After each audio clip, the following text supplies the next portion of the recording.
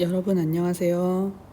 자, 지난 시간까지 해서 강의 시간도 좀 길고 이제 체세포 분열이랑 감수 분열에 대해서 배웠는데 조금 낯선 얘기가 많을 거예요. 그래도 교과서랑 학습지 그리고 영상 한 번씩 더 보면서 꼼꼼하게 복습했으면 좋겠습니다. 그리고 이번 시간은 이번 주 마지막 시간인데 지난 시간에 배웠던 생식세포가 만들어지고 나서 그 생식세포의 역할이 뭐였죠? 생식을 위해서, 자손을 남기기 위해서 생식세포를 만들었고, 그렇다면 그 생식세포, 정자와 난자가 합쳐진 수정란이 시간이 지나면 이제 하나의 사람으로 바뀌게 되겠죠. 그 과정에 대해서 간략하게 설명하는 시간입니다. 그래서 이 부분은 어렵진 않지만은 교과서랑 학습지 보면서 중요한 단어들 꼼꼼히 체크하면서 읽어봤으면 좋겠어요. 자, 그러면 한번 같이 보도록 하겠습니다. 자, 교과서를 봐볼까요? 자, 그럼 첫 번째 줄에 보면 자, 우리가 배웠던 정자와 난자가 수정하면 이제 수정란이라는 게 돼요. 수정란이 된다. 자, 그 다음 줄에 보면 자, 정자와 난자는 각각 염색체 수가 체세포의 절반이다.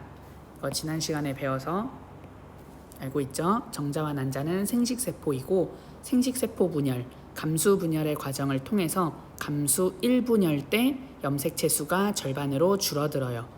기억나나요? 감수 1분열에서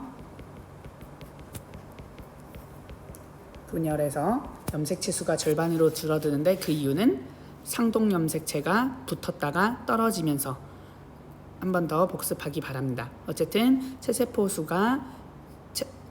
염색체의 수가 체세포의 절반으로 됩니다. 그래서 정자와 남자가 합쳐서 그럼 각각 23개가 있는데 얘네들을 합쳐서 46개, 사람은 46개죠. 그렇게 합쳐지게 되겠죠. 그래서 수정란의 염색체 수는 체세포의 수와 같은 46개가 되겠죠. 당연히 어머니도 인간이고 아버지도 인간이면 그 자손인 나도 인간이잖아요. 그래서 그 인간, 사람의 염색체 수가 유지가 되려면 어쨌든 체세포와 수정란의 염색체 수가 같아야겠죠. 좀 간단한 내용인데 다시 한번 복습해 보도록 합니다. 자, 이제 그렇게 만들어진 수정란이 어떻게 해서 사람으로 변해가는지의 과정.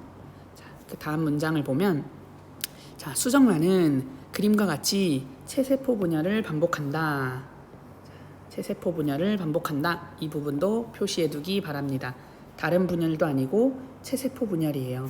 사실은 쉽게 생각하면 우리 몸을 이루고 있는 세포들은 거의 다 체세포라고 생각하면 돼요. 거의 다 체세포인데 그 중에 유독 생식에 관여하는 세포, 정자와 난자, 생식세포가 따로 있는 거지 나머지는 거의 다 체세포예요.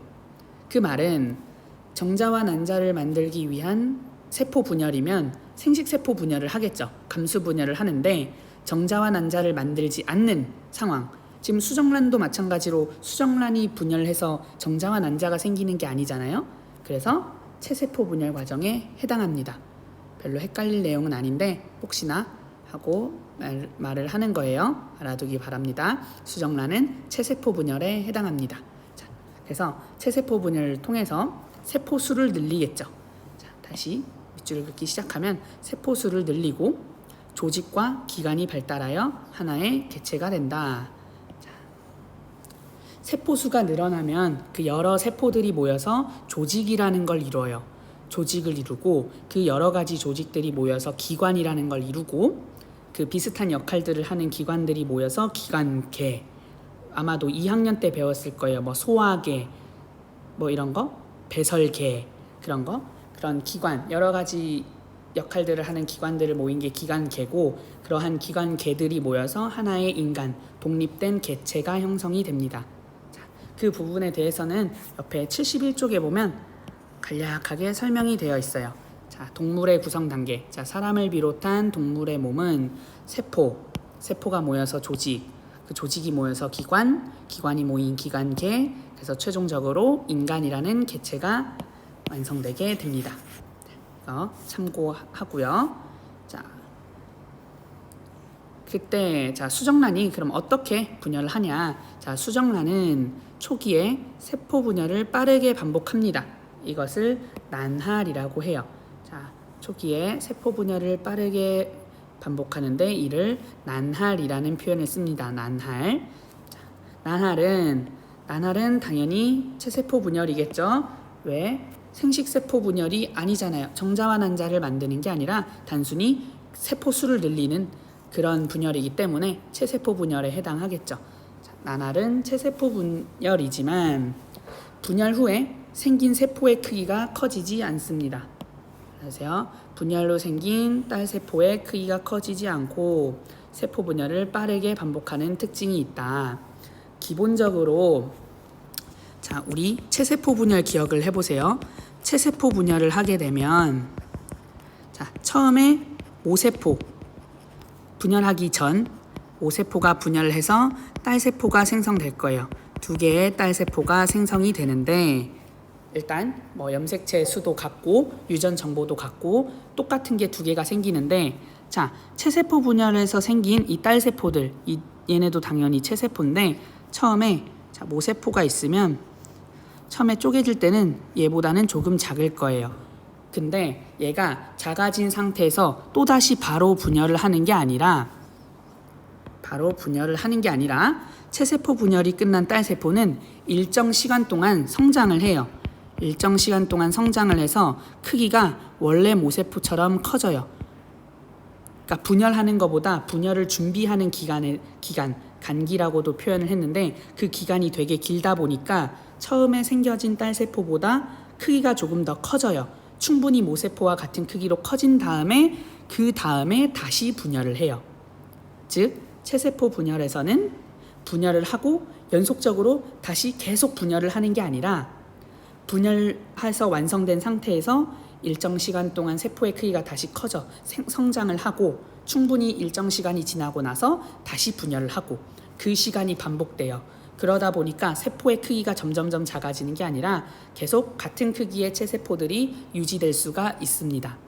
근데 난할 같은 경우는 이렇게 한번 분열을 해서 이렇게 작아진 상태, 두 번째 그림을 보면 이 작아진 상태에서 충분한 시간이 지나서 다시 분열을 하는 게 아니고 그 기간이 거의 없어요. 세포가 성장해서 크기를 키울 수 있는 시간이 거의 없어요. 그러다 보니까 빠르게 분열을 해서 계속 크기가 작아지게 됩니다. 이게 일반적인 체세포 분열과의 차이점이에요. 이 난할의 특징이에요. 일반적인 체세포 분열과 다르게 딸세포가 성장하는 시간이 없기 때문에 그 정도로 빠르게 일어나기 때문에 크기가 점점점 작아지게 됩니다. 자, 크기가 점점 작아지게 되는데 크기가 점점 작아지게 되는데 그래서 다음 줄도 이어보면 난할이 진행되면서 세포수는 늘어나지만 세포 각각의 크기는 점점 작아져요. 세포 각각의 크기는 점점 작아지게 됩니다. 세포 각각의 크기는 작아지게 됩니다. 근데 특징은 뭐냐면 이 그림에서도 나와 있는데 그 바깥에 테두리 이렇게 테두리를 표현한 이유는 뭐냐면 세포 각각의 크기는 점점 작아질 거예요. 작아지고 개수는 많아지는데 근데 전체적으로 전체 크기에는 영향이 없어요. 수정란과 비슷합니다. 처음에 수정란이 생겨서 이렇게 분화하면서 여러 개의 세포가 많아지고 크기가 작아지지만 전체적인 크기는 수정란과 비슷해요. 그렇게 이제 여러 번 쪼개지다가 나중에 자궁에 착상을 하게 되겠죠. 착상을 하고 나서 이제 영양분을 공급받으면서 커지고 그 커지는 건 그때 가서 커지는 거고 이제 착상되기 전에 처음 수정란이 완성되고 나서 세포수를 늘려가는 그 과정에서는 전체 크기는 수정란의 전체 크기는 변화가 없다는 거 알아뒀으면 좋겠습니다. 그래서 그림에서도 보면 알겠지만 자 2회 분열, 3회 분열, 4회 분열 계속 하겠죠. 그래서 난할이 진행되면서 세포수는 늘어나고 세포 각각의 크기는 점점 작아진다 나와 있죠. 자, 체세포 분열을 반복하면서 조직이나 기관이 만들어지고 개체가 되게 된다라고 크게 나와 있습니다. 다음 장에 보면 자, 수정란이 난하를 거쳐 일정한 시기가 되면 세포 분열 속도가 이제 느려지게 돼요. 이제 우리가 일반적으로 하는 체세포 분열 상태에 도달하게 되는 겁니다. 자, 난하를 거쳐서 일정 시기가 되면 체세포 분열이 일어난다. 그리고 체세포 분열이 반복되어 세포수가 늘어나면서 여러 조직이나 기관이 형성돼서 사람과 같은 개체가 된다.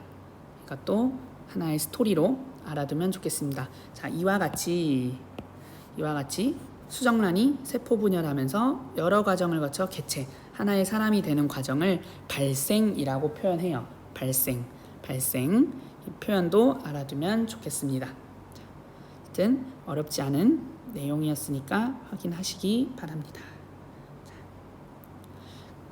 그리고 여기 잠깐 보면 이거 난할이 일반적인 체세포 분열과 다른 점은 아까 앞에서 밑줄 그은 내용이기도 하고 선생님이 언급했던 부분이기도 한데 뭐죠? 체세포 분열 같은 경우는 아까 만들어진 딸세포가 크기가 커져요. 근데 난할 같은 경우는 체세포 분열이랑 다르게 분열하고 생긴 딸세포의 크기가 커지지 않고 세포 분열을 빠르게 반복합니다. 그래서 점점점 크기가 작아지게 됩니다. 맞죠? 그 차이 한번 정리해 보기 바랍니다.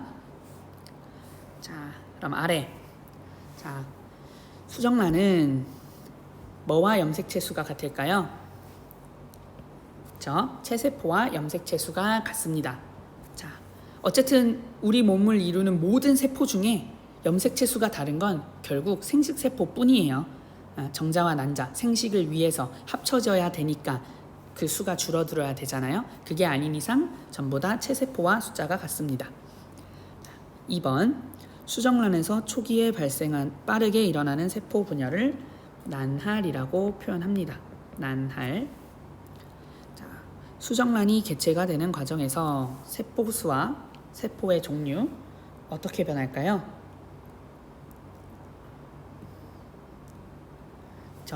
일단 수정란이 개체가 되려면 세포수가 당연히 많아지겠죠. 세포의 종류도 다양하게 될 거예요. 그리고 똑같은 세포들이 계속 복사 붙여넣기 해서 되는 게 아니라 이제 나중에 고등학교 가서도 배우겠지만 세포들마다 분화라는 걸 해요. 분화. 그러니까 세포마다 나중에 고유한 역할을 하기 위해서 조금씩 특징이 달라져요. 약간 똑같은 사람인데 나중에 직업이 교사일 수도 있고 경찰일 수도 있고 소방관일 수도 있고 그런 것처럼 세포들도 각각 하는 역할에 따라서 나누어지게 돼요. 그래서 나중에 소화를 담당하는 부분이 생길 수도 있고 호흡을 담당하는 부분이 생길 수도 있고 이제 배설을 담당하는 부분이 생길 수도 있고 그렇기 때문에 세포의 종류도 많아지게 됩니다. 그래서 결국 하나의 인간이 되겠죠. 네. 있나요? 그리고 옆에 수정란은 어떤 과정을 거쳐서 인간이 되는가 배운 내용을 전부 다 종합해서 보게 되면 자, 수정란은 초기에 난할이라는 걸 한다고 했어요. 난할. 빠르게 분열해서 이렇게 세포수를 늘리고 대신 크기는 작아지고 그렇게 해서 세포수가 늘려요. 난할을 통해서 세포수를 늘립니다. 일단 세포가 많아야 되니까 세포수를 늘리고 일정 시간이 지나면 이제 느려져서 일반적인 체세포 분열을 하게 되겠죠. 일반적인 체세포 분열을 하면서 세포수를 늘리는데 그 세포들이 늘어나면서 이제 조직을 이루고 세포들이 모여서 조직을 이루고 그 조직들이 모여서 기관 그리고 기관계 그 다음에 결국 개체를 형성한다라는 이 스토리를 알고 있으면 좋겠습니다. 이렇게 해서 간단하게 이제 5단원의 첫 번째 부분이 이제 생식이었는데 생식을 마무리했습니다. 그래도 처음 들어보는 용어가 많을 거라서 그 용어마다 확실하게 차이점이 있어요. 그래서 그거를 반드시 구분해야 되고 구분하는 과정에서도 왜 그렇게 되는지 꼭 이해하고 넘어가기 바랍니다. 모르는 게 있으면 꼭 선생님들한테 여쭤보면 좋겠어요. 그래서 내용 설명은 여기까지 하고 그다음에 173쪽의 스스로 정리하기 문제는 따로 영상을 같이 올려줄 테니까 한번 복습 겸 한번 풀어본 다음에 같이 빈칸을 채웠으면 좋겠습니다. 그럼 이번 강의는 이걸로 마치겠습니다. 이번 주도 고생했습니다.